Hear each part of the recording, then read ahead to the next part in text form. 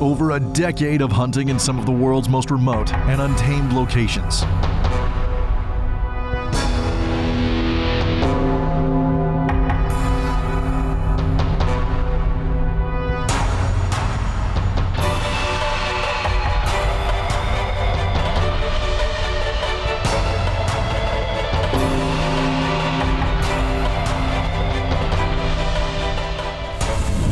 Federal Premium Ammunition, powering your pursuit. King's Camo, the next era is here. Safari Club International Canada, first for hunters. Bushnell, purpose built.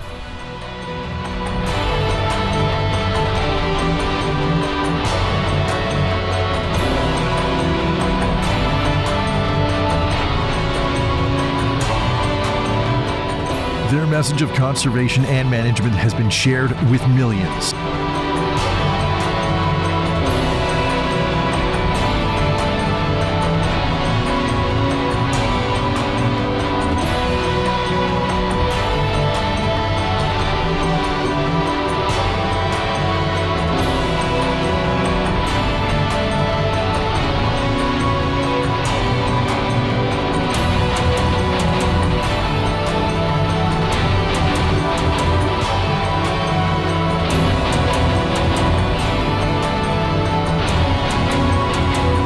So let's enjoy the experience before, during, and after pulling the trigger.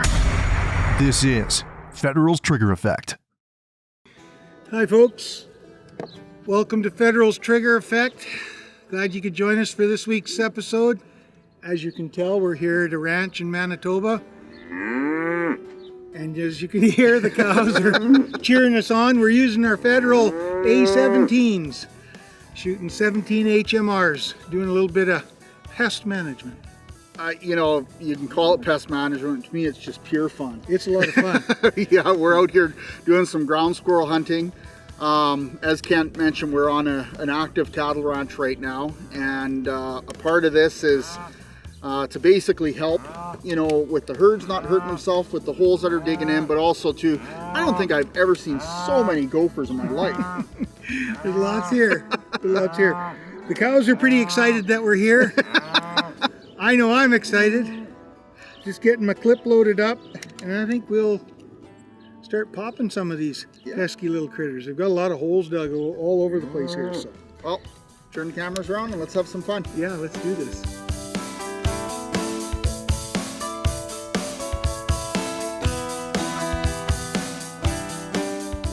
Well, here we go. First gopher of the day. First gopher of the season. Of the season, yeah, that's true. There's one behind it. Yeah. Over by the fence post. Not bad. Not bad. Haven't lost my touch. No, I would say not. Yeah.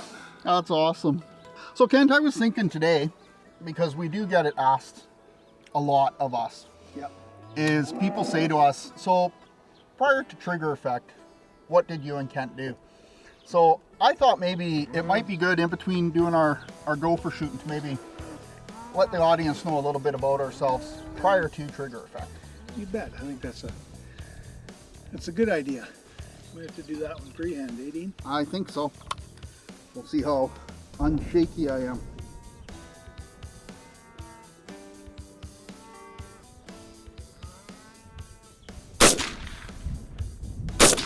Nice shot. I am not as steady as I used to be freehand, Wow. let me tell you. It's freehand too. The wind's blowing a little bit. You know, that's for sure. So Kent, Yes, when did you first start guiding? it was the late 80s when I started. I remember my very first guiding gig, wet behind the ears, young kid from Manitoba. Drove all the way up the Alaska Highway. Base camp was at mile 747. But I worked with that outfitter probably 10, 12 years for him. Then a new outfitter took over that same outfit. And I worked for him for almost as long, if not longer. I think I was in that area 27 years total. So I got to know the territory pretty good. It was amazing. Stone sheep hunting, moose hunting, caribou, grizzly, wolf, black bear, mountain goat, all the top big game species in British Columbia. So. Everything a hunter could dream of. Yeah. And as a matter of fact, you were up there so long, they've actually named a lake after you. Yeah, we got a lake there called Mickey Lake. It was a lake that it was just a smaller unnamed lake, and I ended up building a cabin at it. And good for moose and bear, and that's about it. Moose, bear, wolf. But ended up shooting some moose out of there. You and I went up there on a hunt. Yep. In season 2. Like my entire adult life I spent in a guiding camp. So I trail in my horses, and the float plane would bring me clients at the end of every hunt and the start of another one. And that was my only communication with the outside world other than a radio back to base camp. I'd go in end of July and ride those ponies out at the end of October. So it was pretty epic. So you ready to shoot? Yeah, let's do some shooting. There's a gopher right out there by that so. pole. He's got a mouthful of grass, doesn't he? He sure does. He's just eating away. Oh, stand up. There he is. He's a dodgy one. Oh, just to the right. Got him that time. Yeah. That was a bit of a stretch. People Yeah. can't tell because of the zoom, but that was a bit of a stretch.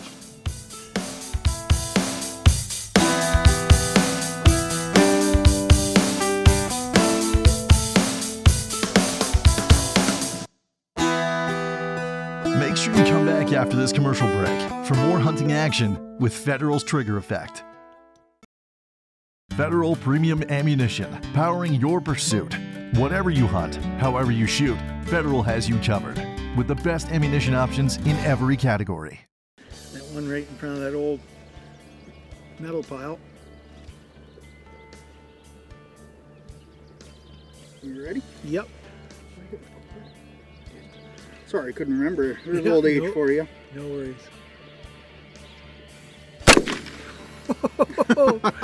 That was a good shot there, buddy. Thank you.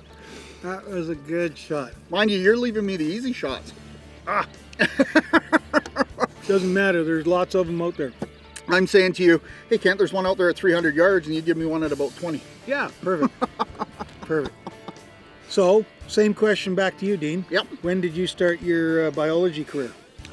Well, the thought of me starting my biology career was quite young. My grandfather was the one that recommended me into it. I went to school basically right out of, well, I moved to Ontario. I had to take grade 13 in those days.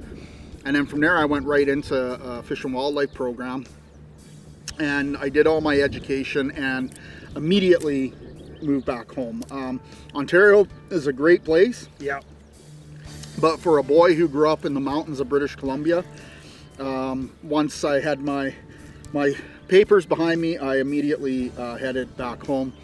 And then, upon arriving home, I kind of realized very quickly that, I could easily get into a government job.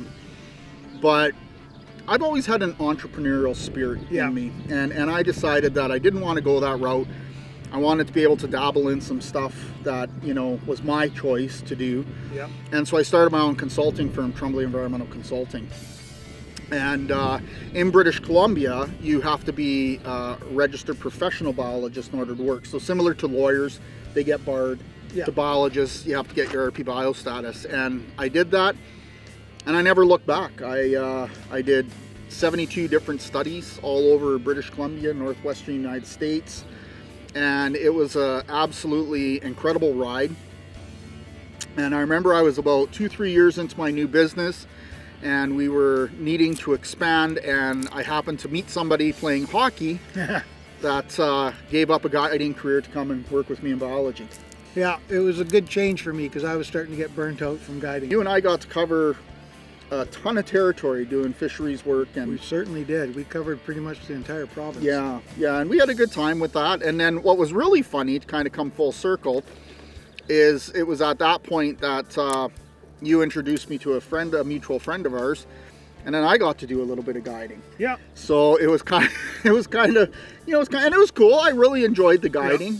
You know, I can understand why you were addicted to it. I mean, there's a freedom to guiding that you really can't get in any other job. Well, I think I saw another gopher moving out there by the, is that an elevator there? Yeah. It was just past it there. Oh. I see him land. Oh. Are you behind the pole for you? Nope.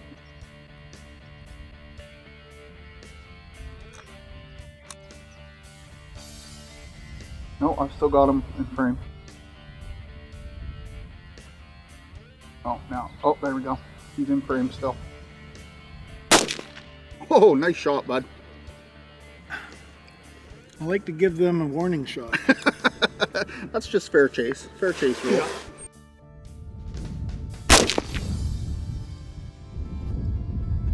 Well, Kent went to get his binoculars. I took the opportunity to snipe one from under his nose. I heard the hit.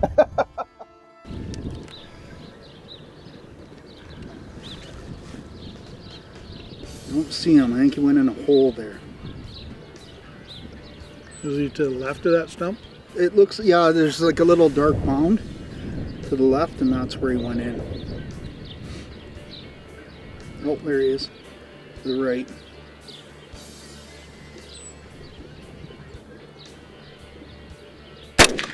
Got him. Oh, did I get you again? You brass tagged me in the neck.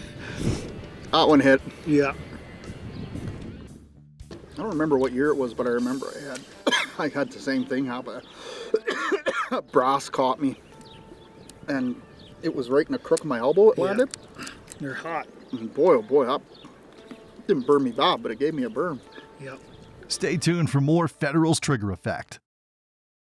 King's Camo. The next era is here.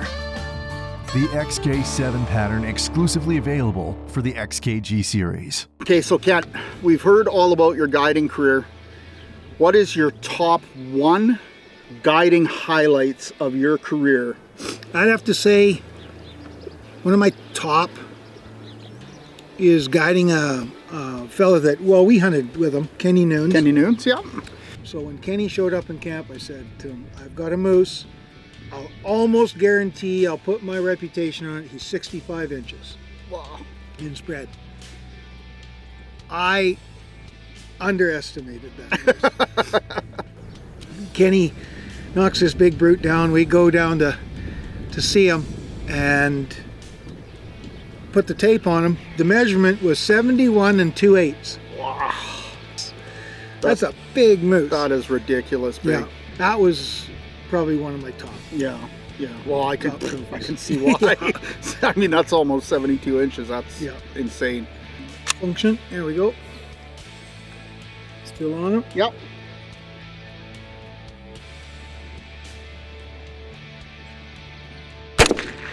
Nice shot, bud. That was pretty easy. Yeah. I think that's your first easy one, though. Yeah, I've had some. Everyone I'm picking out for you normally is way out there. What would you say is one of the bigger highlights of your biology career? Well, as much as I did a lot of the, provincial and regional type biology work, I'd have to say some of my highlights was I had the pleasure of working on the terrestrial mammals species subcommittee and freshwater fisheries species subcommittee of Coastal. Yeah. And then on top of that, I was appointed for 4 years to the Canadian delegation on the United Nations Environmental Program and worked with 72 other countries basically on the same thing. It was on what they call the Convention of Biological Diversity, which is one of the international programs that spurred the Federal Species at Risk program. He's right at the White Rocks. Just to the right. There's one in between. Oh, there you go. I see him.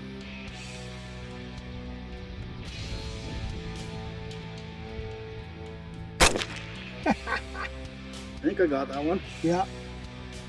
The other one is there too. Yeah, he's playing peekaboo. Yeah, just to the right of that. There you go. I think I got him, didn't I? I think so. Boy, oh boy. Yep. Color patterns in animals have always been of interest to us. Piebald patterns consist of broad white patches of fur or skin of many animals. Deer and occasionally moose or elk are sometimes spotted by hunters or others enjoying the outdoors. Cats and dogs often exhibit these patterns, as do many farm animals, and as well, these patterns have been seen in non-mammals such as snakes and catfish. You may have seen these on the internet. Generally, we think of colors as patterns that are determined by an interplay of genes in our genome that control pigment cells called melanocytes. What's interesting about piebald is that the pattern is not directly caused by the gene expression as seen as many other features. Rather, a variation of a mutation or a mutation of a gene known as KIT changes the regulatory aspect of gene action. As an animal develops in the womb, the pigment cells migrate through the skin from the back towards the front of the embryonic body. What occurs is the pigment cells under control of the mutated KIT genes move faster than usual, but fail to multiply as they move. In addition, the cells move and multiply much more randomly than would be normal, thus creating these white patches that we see dominating usually the head and belly of a deer or other animal. It's interesting to note that less than 1% of a deer population will have these color patterns that you will see. That was a lot of fun, wasn't it, Dean? That was a lot of fun, and we couldn't have asked for a nicer day either. It's a beautiful day today, so. And we've had very few of those.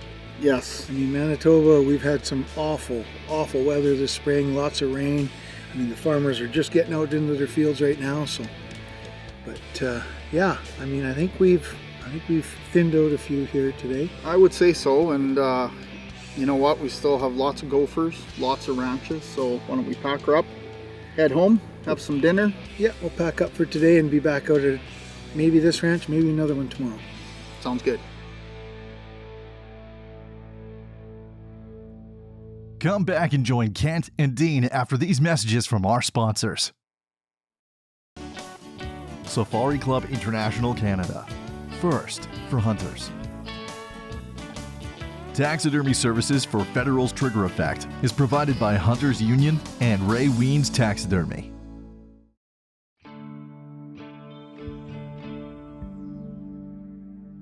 Well, folks, we're back for another day of gopher shooting with the 17 HMRs. Now, we've had a couple bad days of weather. I mean, terrible winds, as you can see, lots of rain, so it's kind of kept us indoors. Sun's finally come out, the wind is still here, but we're gonna give it a shot. Yeah, no, definitely. I mean, literally, like Kent said, for the last 2 days, it's just been horrendous. We were sitting in Kent's taxidermy shop. I was watching him mounting some racks onto the forms, and we got a bit of a break, and we've seen some gophers run around. We don't think it's going to be heavy action today, because I think if the gophers get out too far, there'll be tumbleweeds. Yeah, they don't really care for the wind. They like it when it's just breathless and stinking hot. And then they're out moving around, but we've already seen a few running, so we'll do what we can to help this rancher out. He's definitely got a problem here. Yeah, there's gopher mounds everywhere. Yeah, there is. Well, what do you think, bud? We'll do our best. I'm putting my clip in. Yeah, me too. We're gonna give her a whirl. There we go. Okay, see those three mounds, yeah, Dean? Yeah. To the left of that bottom mound, I'm gonna zoom in on it, is a gopher. Second here, let me get zeroed in. Is he still there? Yep. Okay, I'm recording, bud. Yeah, I'd say that's a hit. I think I couldn't see him in this camera till you hit him and he flipped up. Get Kent on the scoreboard. that one might count as a 2.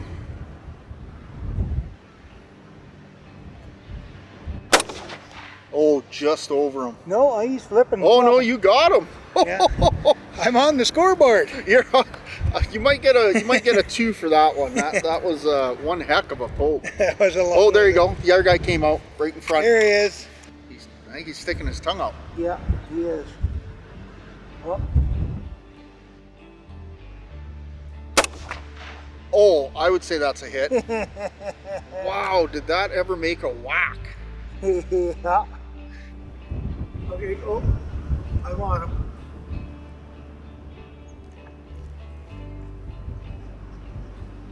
On him?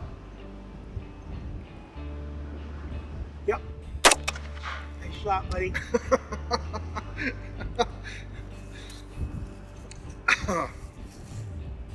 Here we are, peeling our eyes, looking way out there. Yeah. And one pops up right beside us.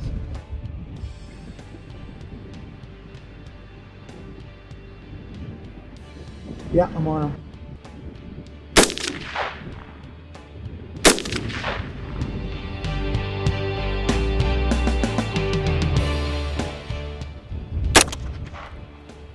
I'd say that's a hit Well, there's a second one.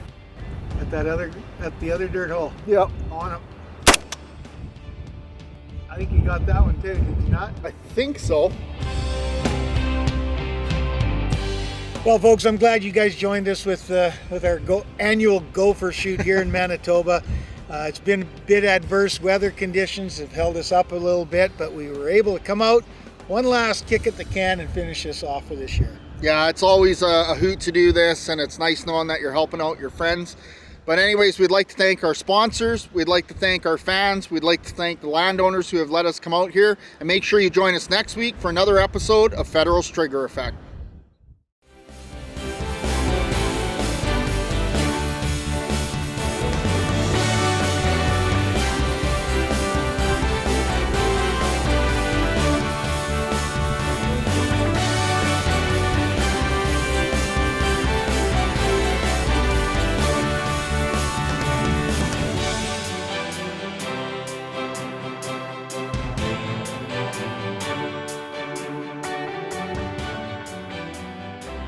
This has been a Thunder Boys production.